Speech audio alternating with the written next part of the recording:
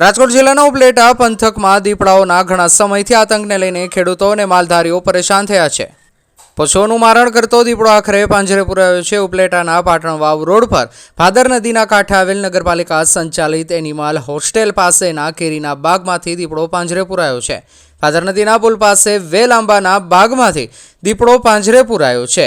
કમલભાઈ મનસુખભાઈ દોશીના કેરીના બાગમાં રહેતા ધવલ મોરી નામના માલધારીએ ગતરોજ દીપડાને જોતા ફોરેસ્ટ વિભાગને જાણ કરી હતી। ફોરેસ્ટ વિભાગની ટીમ ઘટના સ્થળે પહોંચી તપાસ કર્યા બાદ બપોરના સમયે પાંજરું મૂક્યું હતું, જે ગત મોડી રાત્રે મારણ કરવા આવનાર દીપડો આખરે પાંજરે પુરાતા આસપાસના વિસ્તારના ખેડૂતો અને માલધારીઓએ રાહતનો શ્વાસ લીધો હતો। દીપડાને મોજ ડેમ પાસે આવેલ ફોરેસ્ટ વિભાગની નર્સરી ખાતે લઈ જવાયો હતો, જ્યાંથી વહેલી સવારે જૂનાગઢ શક્કરબાગ પ્રાણી સંગ્રહાલય ખાતે લઈ જવામાં આવ્યો। ઉલ્લેખનીય છે કે માત્ર 5 દિવસ પહેલા પણ એનિમલ હોસ્ટેલ પાસેથી એક દીપડો પાંજરે પુરાયો હતો। ફોરેસ્ટ વિભાગની ત્વરિત કામગીરીને લઈને ખેડૂતો અને માલધારીઓએ ફોરેસ્ટ તંત્રનો આભાર માન્યો। રિપોર્ટર જગમાલ સુવા, ઉપલેટા। મારું નામ છે મોરી ધવલભાઈ વીરાભાઈ।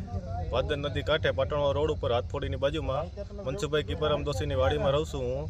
ત્યાં દીપડો પરમ દિવસે કાલે અમે જોયો હતો રાતે, ને આજે કાલે અમે જાણ કરતા વન વિભાગ વાળાઓને, આજે સવારે એને પિંજરુની સગવડ કરી આપી છે અમને, અને અત્યારે સાંજે 9 કલાકે દીપડો પાંજરે પુરાઈ ગયો છે ને અમે બધાએ રાહતનો શ્વાસ મેળવો છે એનિમલ હોસ્ટેલની બાજુ। અઠવાડિયા પહેલાં પણ ભીમાભાઈ લાખાભાઈ ભારાઈના ત્યાં એને બકરીનું મરણ કર્યું હતું દીપડાએ, એ પણ પાંજરે અઠવાડિયા 5-6 દિવસ પહેલાં પુરાઈ ગયો હતો, અને આ બીજો દીપડો પાછો અમારી વાડીમાંથી અત્યારે પિંજરે પૂર્યો છે। અત્યારે અમે બધાએ માલધારીએ રાહતનો શ્વાસ લીધો છે। વન વિભાગ વાળાનો ખૂબ ખૂબ આભાર માનીએ છીએ। UN Chandravadiya round forester Upleta સામાજિક વનીકરણ રેન્જ ઉપલેટા।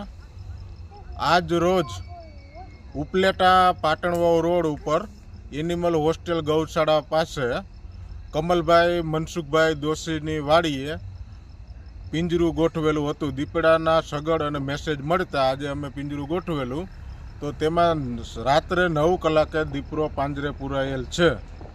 અને આની પહેલાં પણ 29/1ના રોજ ભીમભાઈ લાખાભાઈ ભારાઈની નેસના વિસ્તારમાં પણ દીપડો પાંજરે પુરાયેલ છે।